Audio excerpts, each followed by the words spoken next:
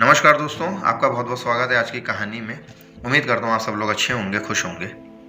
दोस्तों, ये जो भूत प्रेत आत्माएं जो होती हैं, मुझे नहीं लगता है कि कोई भी शख्स ऐसा होगा जब उनका सामना किसी भूत प्रेत या आत्मा से होगा तो उसके अंदर एक डर नहीं पैदा होगा।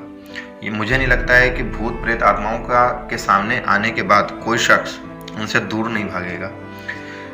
तो हर किसी शख्स के अंदर भूत प्रेत आत्माओं का डर कहीं ना कहीं होता ज़रूर है। लेकिन जो मैं आज आप लोगों के लिए कहानी लेके आया हूँ वो भी एक इन्हीं भूत प्रेत आत्माओं से ही रिलेटेड है। लेकिन इस कहानी में मैं गारंटी के साथ बोल सकता हूँ कि आप लोगों को डर तो नहीं लगेगा, लेकिन आखिरी में जब पूरी कहानी आप लोग सुनेंगे तो आखिरी में आप लोगों को दुख ज़रूर लगेगा। क्योंकि आज की जो कहानी है वो इसी तरीके से है कि आपको डर तो नहीं लगेगा, भय तो नहीं लगेगा, लेकिन एक दुख आखिरी में ज़रूर आपको लगेगा कि ऐसा भी कुछ हो सकता है। तो दोस्तों, चलिए आज की कहानी शुरू करते हैं। उससे पहले अगर आप मेरे चैनल पे पहली बार आएँ तो प्लीज़ चैनल को सब्सक्राइब कीजिएगा, वीडियोस को लाइक कीजिएगा, शेयर कीजिएगा। दोस्तों, जो आज की कहानी है वो राजस्थान के एक शहर भरतपुर की कहानी है। कोरोना काल के समय की कहानी है। कोरोना का भरतपुर में एक फैक्ट्री हुआ करती थी, टेक्सटाइल की फैक्ट्री, इंपोर्ट एक्सपोर्ट का काम होता था वहाँ पे सैकड़ों लोग, सैकड़ों मजदूर, मैनेजर और कई लोग काम किया करते थे। उन्हीं लोगों के बीच में एक दीपक नाम का एक मजदूर था, वो भी काम किया करता था।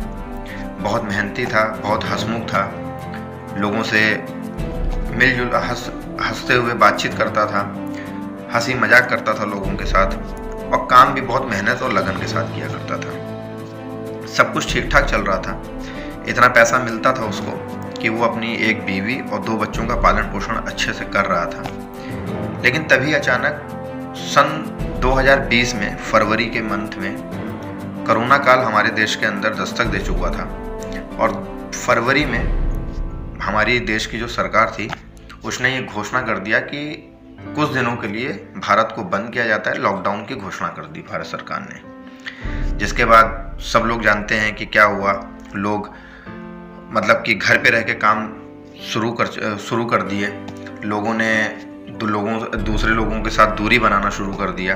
कोरोना काल का इतना भय था कि जिस गली में या जिस मोहल्ले में अगर कोरोना का कोई पेशेंट निकलता तो लोग वहाँ से जाना पसंद नहीं करते थे। इस तरीके से कोरोना काल का एक भय था।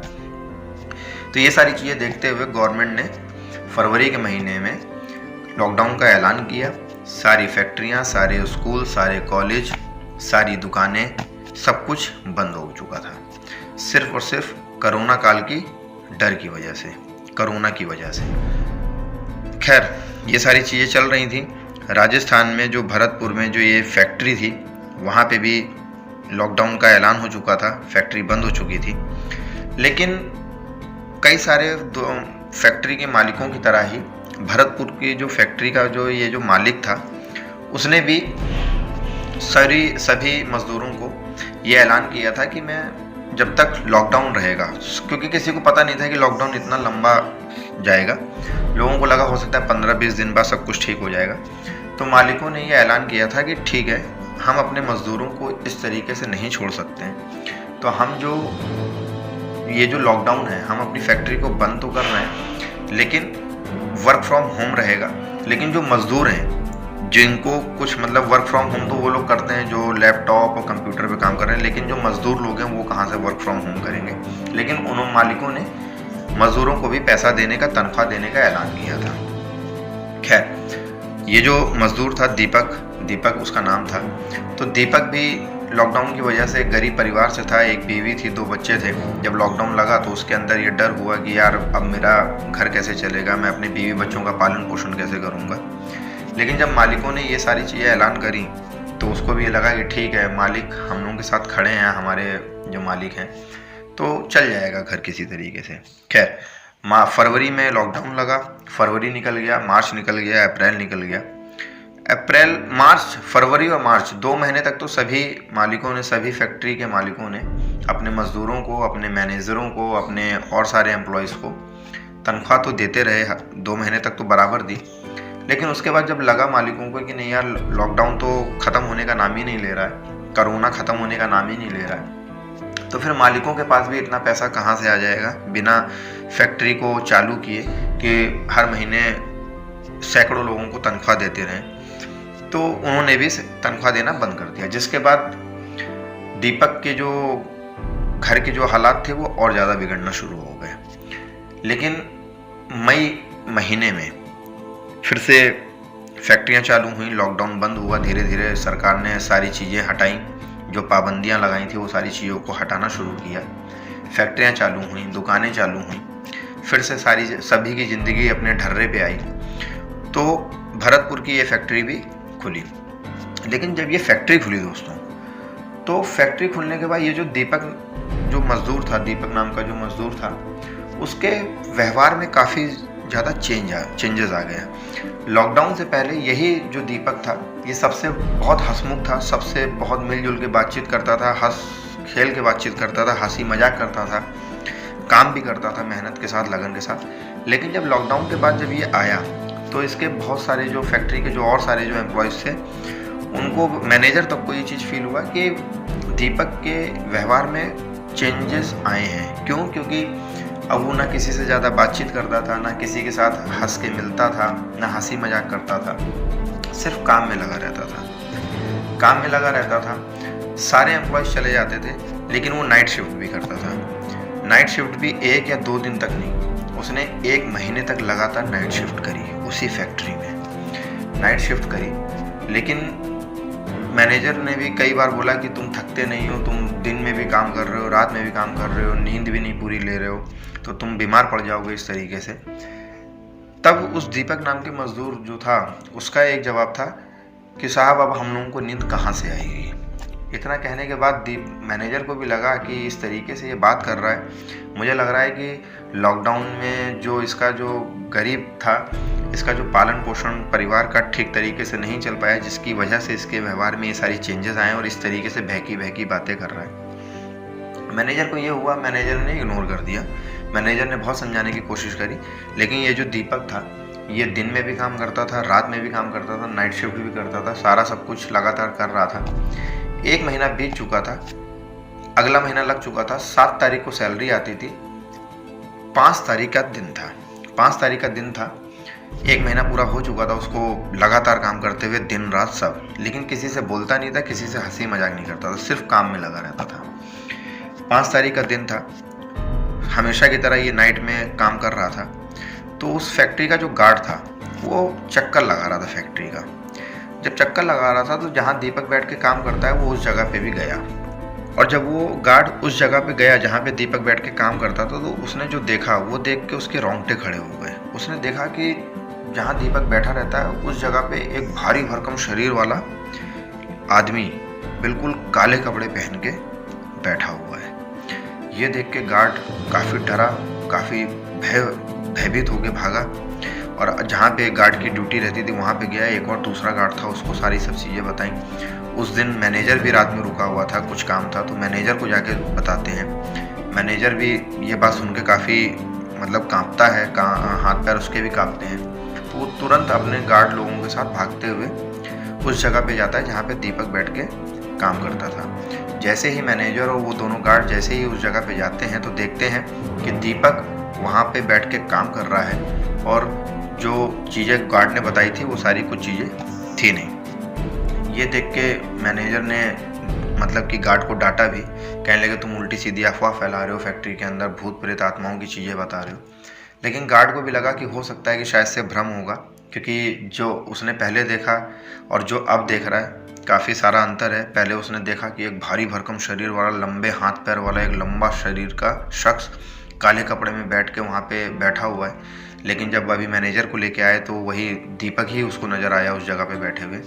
तो उसको लगा, गार्ड को भी लगा कि हो सकता है कि कुछ ऐसा भ्रम होगा। खैर, ये 5 तारीख की घटना थी। 6 तारीख के दिन दीपक फैक्ट्री नहीं आता है। करेक्ट 1 महीने के बाद दीपक 6 तारीख के दिन, अगले महीने की 6 तारीख जैसे ही आती है, दीपक फैक्ट्री नहीं आता है। तो मैनेजर लोगों को भी लगा कि 1 महीने से लगातार नाइट शिफ्ट भी कर रहा है, दिन का भी काम कर रहा है, रात में भी काम कर रहा है, तो हो सकता है कि थका हारा होगा और थक गया होगा या बीमार थोड़ा बहुत पड़ गया होगा, तो घर पे आराम कर रहा होगा। 6 तारीख निकल जाती है, 7 तारीख निकल जाती है। 7 तारीख सैलरी का दिन था। सबकी सैलरी आती है, जो मज़दूर लोग थे उनको कैश पेमेंट किया जाता था। तो दीपक का भी करीब पूरा नाइट शिफ्ट और जो उसकी जो मतलब कि पूरा दिन रात की जो मेहनत करके जो काम करता था, उस हिसाब से उसका जो है 55,000 रुपये उस महीने सैलरी बनी थी। 55,000 रुपये उस महीने उसकी सैलरी बनी थी, लेकिन दीपक आया नहीं था और उसको कैश पेमेंट होती थी। तो मैनेजर ने मालिक को बताया कि सर आज 7 तारीख है और दीपक नाम का शख्स ये शख्स है और इसने दिन रात मेहनत करके काम किया है फैक्ट्री के अंदर, इसका 55,000 रुपये सैलरी बनी, लेकिन ये आया नहीं है। तो मालिक को लगा कि हो सकता है कि कुछ प्रॉब्लम होगी, तो उसने कहा कि ठीक है 1-2 दिन में आ जाएगा, तब उसको दे देना। 7 तारीख भी निकल जाती है, 8 तारीख भी निकल जाती है, 9 तारीख भी निकल जाती है। 9 तारीख जैसे ही निकलती है तो 10 तारीख के दिन सभी लोग मैनेजर फिर से मालिक के पास जाता है और वो सारी चीज़ें बताता है कि 5 तारीख को गार्ड ने ये सारी चीज़ें शिकायत मेरे से करी थी कि ऐसा ऐसा है। जो घटना मैंने आप लोगों को बताई कि एक लंबा शरीर, एक लंबा चौड़े हाथ वाला एक शख्स दीपक की जगह पे बैठा हुआ है, ये गार्ड ने ये अफवाह फैलाई थी और उसके बाद से ये दीपक जो है काम करने नहीं आ रहा है। लेकिन जब मैं गार्ड के साथ गया था उस जगह पे देखने के लिए, तो वहाँ पे दीपक ही बैठ के काम कर रहा था। तो इस बात के लिए मैंने गार्ड को डांटा भी था। ये सारी चीज़ें उसने मालिक को बताई, तो उसके बाद से दीपक नहीं आ रहा है। और सबसे अचंभव वाली चीज़ ये थी कि वो इतना दिन रात मेहनत करके उसने काम किया और वो बिना सैलरी लिए ही नहीं आ रहा है फैक्ट्री में। तो मालिक ने फिर मैनेजर को बोला कि ठीक है, अगर ऐसा कुछ है तो तुम उसके घर पे जाओ और उसका जो तनख्वाह बनी है 55,000 रुपये जो तनख्वाह बनी है वो उसको जाके उसके घर पे दे दो, हो सकता है उनको कुछ ज़रूरत हो। मालिक के कहने के अनुसार दीपक जो है 10 तारीख को ही अपनी फैक्ट्री से निकलता है। दीपक के घर मैनेजर जो था 10 तारीख को अपनी फैक्ट्री से निकलता है दीपक के घर के लिए। जो जान पहचान के लोग थे उनसे सारा सब उसका एड्रेस पूछता है उनके घर का, वो सारा सब पूछते पाछते वो घर पे पहुंचता है। घर पे पहुंचने के बाद दरवाज़ा खटखटाता है। दरवाज़ा जैसे ही खटखटाता है और खुलता है तो दरवाजे जो खुलती है वो उस घर की एक महिला थी।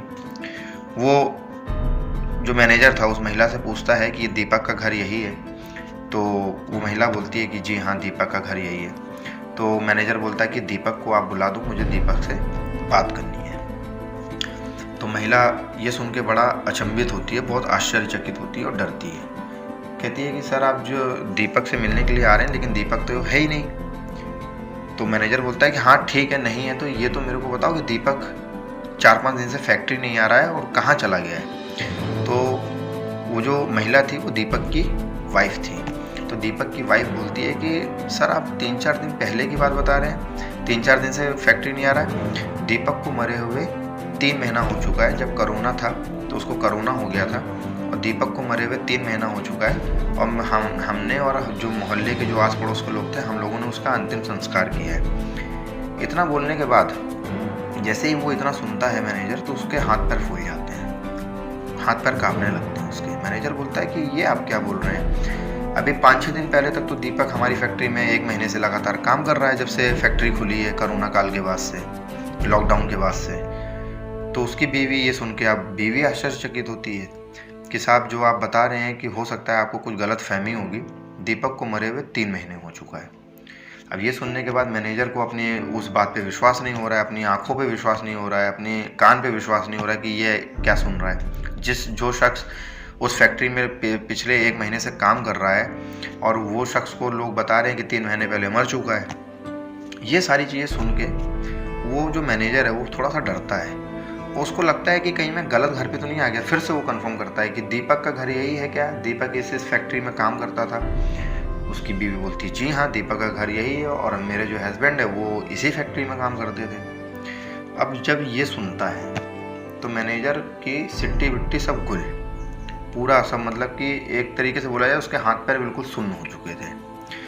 उसके बाद किसी तरीके से वो जो 55,000 रुपये लेके आया था फैक्ट्री से, वो उस महिला को देता है, दीपक की बीवी को देता है। दीपक की बीवी को पैसा देने के बाद बोलता है, दीपक की बीवी बोलती है कि ये क्या है?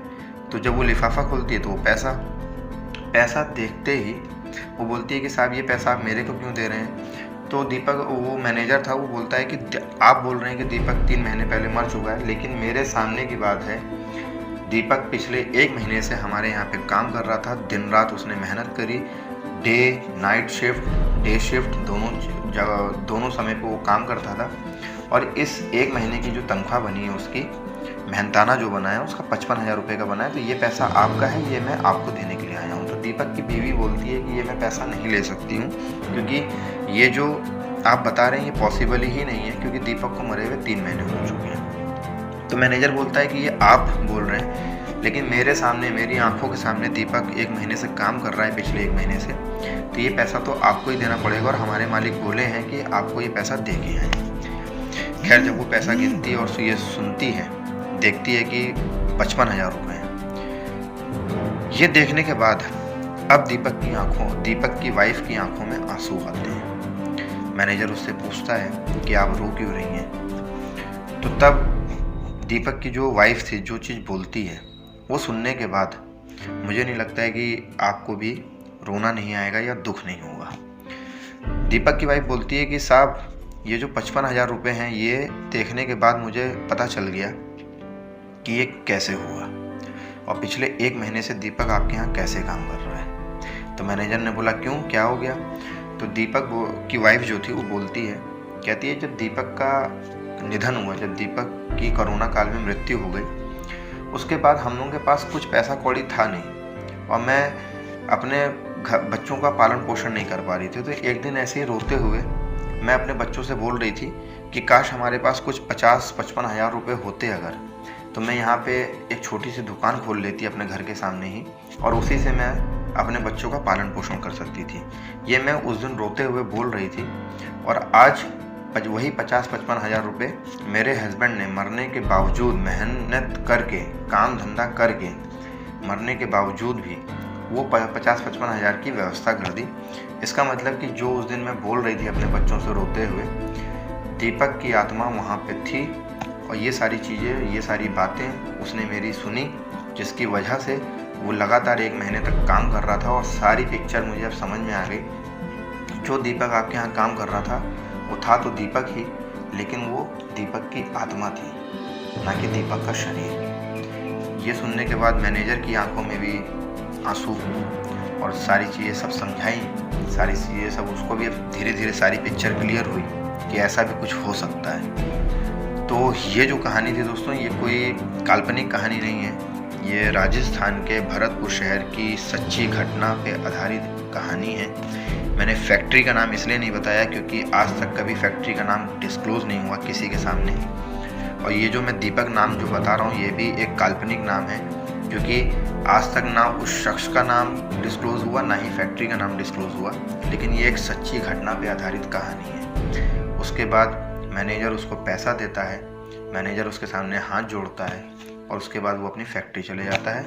और आज भी न्यूज़ मीडिया के मुताबिक जो उसकी बीवी ने चाहा था एक दुकान, छोटी सी दुकान खोलने के लिए, वो आज उसने खोली हुई है और उसी से अपने बच्चों का पालन पोषण कर रही है। तो ये थी एक ऐसी भूतिया कहानी, एक ऐसी आत्मा की कहानी जिसको सुनने के बाद मुझे नहीं लगता है कि किसी को डर लगा होगा, लेकिन थोड़ा बहुत दुख तो हुआ ही होगा। तो उम्मीद करता हूँ आप लोगों को कहानी अच्छी लगी होगी। अगर कहानी अच्छी लगी हो तो प्लीज़ चैनल को सब्सक्राइब कीजिएगा, वीडियोस को लाइक कीजिएगा, शेयर कीजिएगा। तब तक के लिए धन्यवाद।